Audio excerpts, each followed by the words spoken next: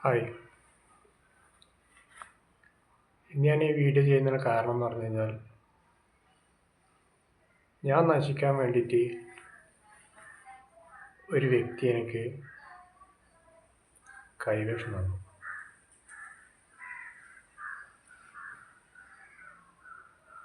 ഒരു മാസം കൊണ്ട് ഞാൻ അനുഭവിച്ചിരുന്ന പ്രയാസങ്ങൾ,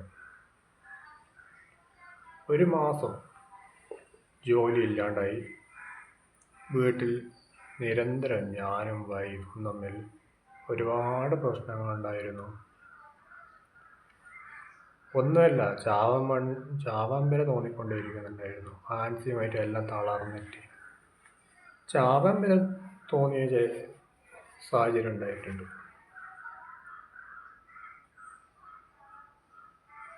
ഒരു അസ്വസ്ഥത, ജീവിതത്തോടുള്ളൊരു മടുപ്പ് തോന്നിയ അസ്വസ്ഥമായിട്ടുള്ളൊരു ജീവിതം. എന്തിനാ ഇങ്ങനെ ജീവിക്കുന്നതെന്ന് തോന്നും. അതിലെ വില്ലൻ ആരെന്നറിയുമോ? കൈവിഷം.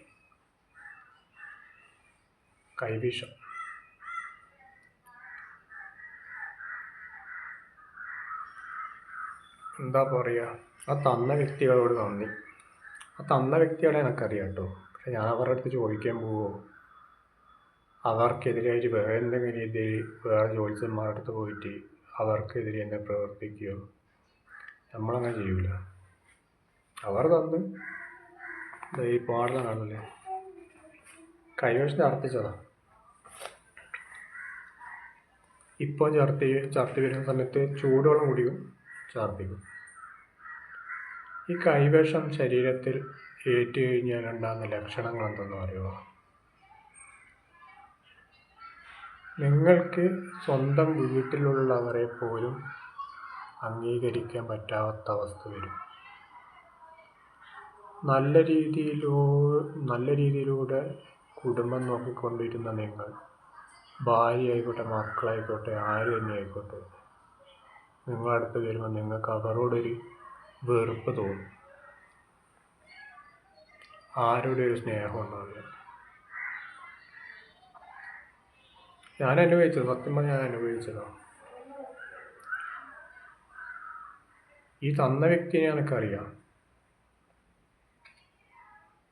ഇതാരാണോ തന്നതെന്നെല്ലാം എനിക്കറിയാം. ഞാനത് ഛർദ്ദിച്ച് കളഞ്ഞു. എന്തിനാണ് ഇങ്ങനെ വേറെയുള്ളവരെ ഇങ്ങനെ ദ്രോഹിക്കുന്നത്? ഇത് ഇവർ മാത്രമല്ല, ഇവരെ പോലത്തെ കുറേ എണ്ണങ്ങൾ ഇറങ്ങിയിട്ടുണ്ട്.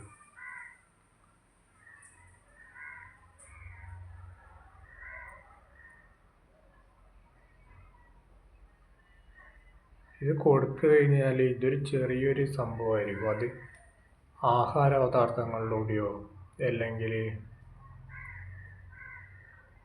ഒരു ചെറിയ എന്തെങ്കിലും കുടിക്കുന്ന വെള്ളത്തിലായിക്കോട്ടെ, ആളുകൾ നശിച്ചു പോട്ടെ എന്ന് പറഞ്ഞിട്ട് ഓരോ മന്ത്രങ്ങളും വേദങ്ങളും എല്ലാം ചൊല്ലിയിട്ട് അതിലിട്ടിട്ട് നിങ്ങൾ നല്ലതാണെന്ന് വിചാരിച്ചിട്ട് നിങ്ങൾ കുടിക്കും. ഞാനും അതേപോലെ തന്നെ ചെയ്തിട്ടുള്ളൂ. ഈ വസ്തു ശരീരത്തിൽ എത്തിക്കഴിഞ്ഞ് കഴിഞ്ഞാൽ അതൊരിക്കലും നമ്മുടെ ശരീരത്തിൽ നിന്ന് പുറന്തള്ളൂല. അതവിടെ തന്നെ ഇങ്ങനെ നമ്മുടെ ശരീരത്തിൻ്റെ ഈ ഭാഗത്തുണ്ടല്ലോ, ഈ ഭാഗത്ത് ഇങ്ങനെ അതിങ്ങനെ അടിഞ്ഞു കൂട്ടി നിൽക്കും.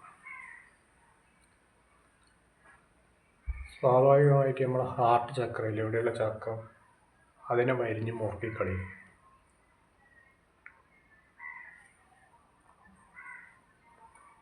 വരിഞ്ഞ് മുറുക്കിക്കളയും നമ്മളവിടെ.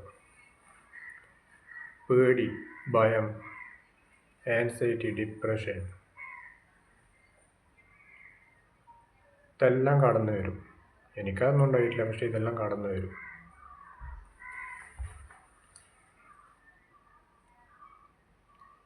ഇന്നൊരു ഏട്ടൻ നല്ല രീതിയിൽ ജീവിക്കുന്നുണ്ടെങ്കിൽ സ്വന്തം അനിയൻ തന്നെയായിരിക്കും. ഒരു ഉദാഹരണം കേട്ടോ.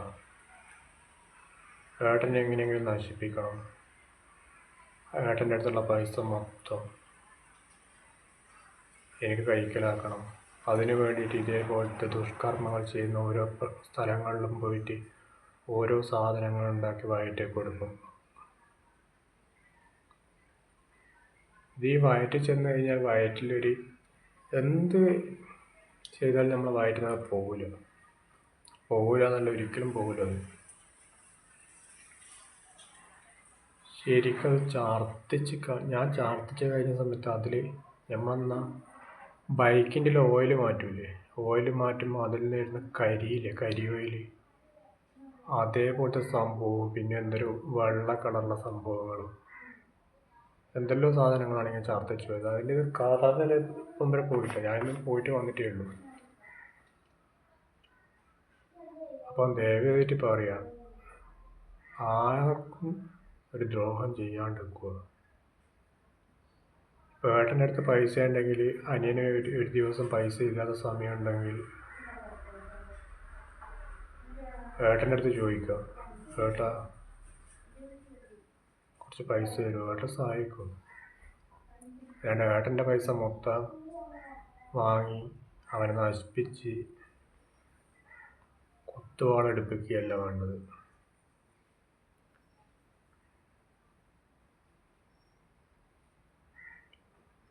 ഈ കൈവേഷം എന്ന് പറഞ്ഞത് മരിച്ച ആളുകളുടെ ആ ചാരം കത്തിക്കൂലേ, അതിൽ നിന്ന് വരെ ഈ സംഭവങ്ങൾ ഉണ്ടാക്കി കൊടുക്കുന്നുണ്ട്.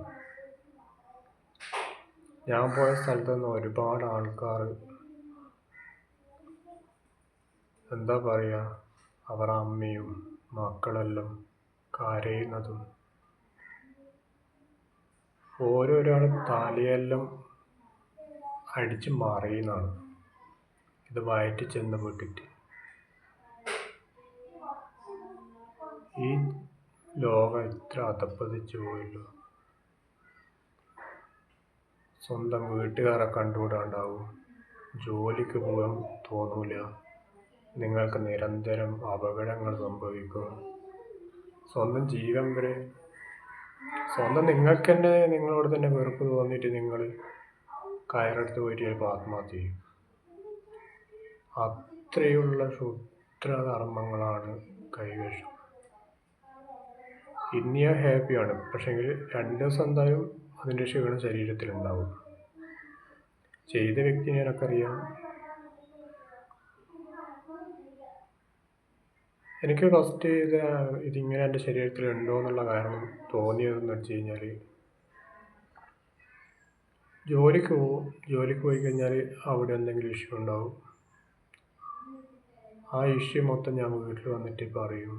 വീട്ടിൽ ഒന്ന് പറഞ്ഞാൽ രണ്ടാമത് വഴക്കാവും. ഞാനും വായും തമ്മിൽ അങ്ങോട്ടും ഇങ്ങോട്ടും ഒത്തുചേരാത്ത സിറ്റുവേഷൻ വരും.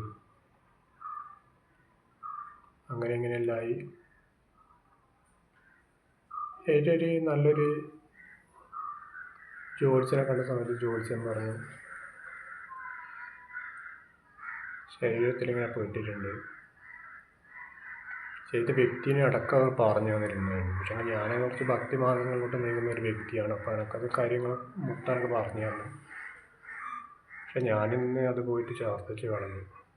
ഇനി ആരെന്ത് പ്രവൃത്തി ചെയ്താലും എൻ്റെ ശരീരത്തിൽ ഇരിക്കില്ല. ഈ ചെയ്യുന്ന വ്യക്തികൾക്ക് 7 തലമുറകൾ അവരുടെ മക്കളെല്ലാം ഇത് അനുഭവിക്കും. നല്ലത് ചെയ്താൽ നല്ലത് വരും, ചീത്ത ചെയ്ത് കഴിഞ്ഞാൽ ചീത്ത വരും. അതിനാ പറഞ്ഞ കർമ്മ എന്ന് പറഞ്ഞൊരു സംഭവമുണ്ട്. നമ്മളെന്താണോ കൊടുക്കുന്നത് തിരിച്ചു വരും.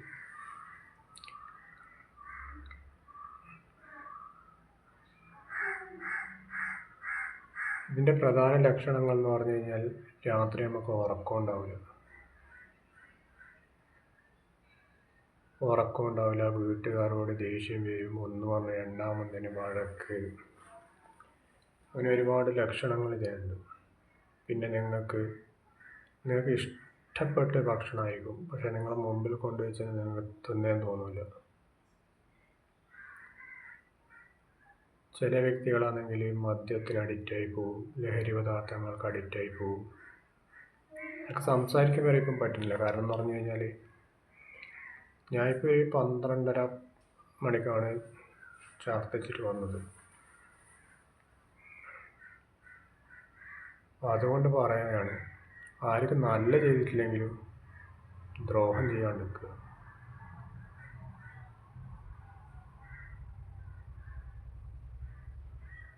എന്തെങ്കിലും മറ്റുള്ളവരുടെ ജീവിതത്തെ കയറ്റി എല്ലാം കളിക്കുന്നു. ചെയ്ത വ്യക്തിനെ എനിക്കറിയാം. ചെയ്ത വ്യക്തിനെ ഞാൻ കണ്ടിട്ടുണ്ടെങ്കിൽ അവരോട് ചോദിക്കാൻ പോകും, ഒന്നുമില്ല. പിന്നെ ഇതിൻ്റെ പ്രധാന ലക്ഷണങ്ങൾ എന്ന് പറഞ്ഞു കഴിഞ്ഞാൽ, നിങ്ങൾക്ക് ആരാണോ ഇത് ചെയ്തതെന്ന് വെച്ച് കഴിഞ്ഞാൽ നിങ്ങൾക്ക് അവരോട് കൂടുതൽ താല്പര്യം ഉണ്ടാകും. നിങ്ങൾ ഒരു കാരണവശാലും അവരെ സംശയത്തോടു കൂടി നോക്കാനോ പെരുമാറാനോ ഒന്നും നിൽക്കില്ല. അവരെല്ലാം തന്നെയാണ് നിങ്ങൾ വിചാരിക്കുക.